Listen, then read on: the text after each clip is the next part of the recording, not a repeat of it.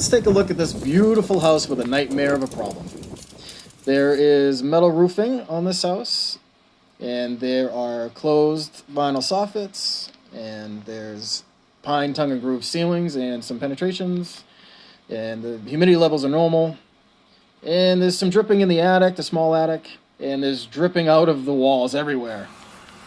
If you've been following my channel, you've probably heard me say quite a few times that air bypass is an issue. And in this house, it's no different.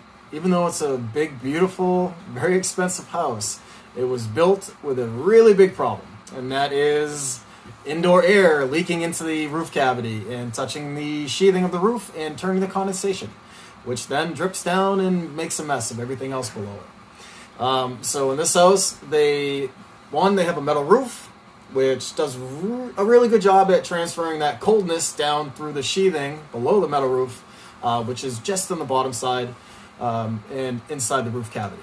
Okay, and then you've got, for their ceilings, the entire house is done in pine tongue and groove ceilings, which are just, stuck together, and they have knot holes in them and gaps all over the place, and recessed lights. Those are all penetrations, spots for indoor air, warm, moist, or humid indoor air to leak through as heat rises. It pushes it into the roof cavity, and then that warm, moist air immediately turns to water when it touches anything cold, which would be the sheathing of the roof, which is right there.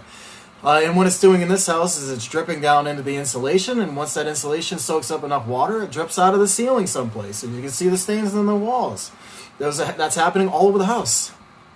And that's it. Man, what a sucky problem, and it's all because the house is built by an idiot.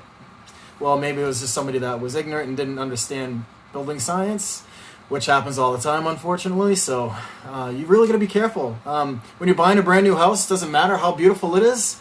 Maybe do some research about the builder. In this case, I happen to know that this builder has got a bunch of lawsuits out on him, and this is probably why. So do a little bit more research before you buy a beautiful house, because these beautiful houses sometimes have nightmares of problems.